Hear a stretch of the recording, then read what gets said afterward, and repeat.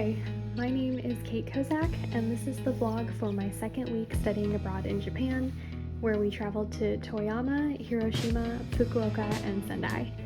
This was my first time taking the Shinkansen, and it was a great experience. I spent most of the time looking out the windows, where I saw Lake Biwa, which is the largest lake in Japan. Hiroshima was my favorite of all the cities that we stayed in, and I finally got to try okonomiyaki twice, which in my opinion was the best thing that I ate while I was there.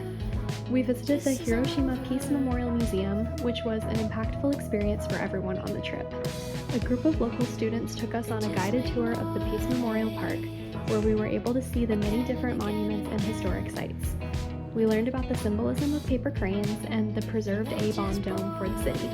I had read about Sadako's paper cranes as a kid, and seeing her legacy carried out in thousands of paper cranes throughout the memorial park was really inspiring. I was very excited that we were able to visit the island of Miyajima because it's a place in Japan that I've wanted to go ever since middle school. It was just as beautiful as I was hoping, and the ocean and the mountains were just so pretty and very different from Ohio.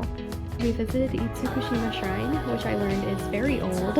We participated in a few rituals at the shrine, and we walked around the town and some of the surrounding trails. There are deer all over the island, and all of the deer loved Aaron. They also loved our maps and were generally way more friendly than the deer at home. I probably took the most videos at Miyajima out of anywhere on the trip because I thought all of the architecture was really cool and the ocean was so pretty.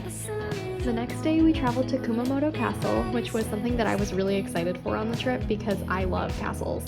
Despite all of the signage in the museum being in Japanese, I learned a lot about the design and functions of different parts of the castle and how it rebounded after being hit by an earthquake in 2016.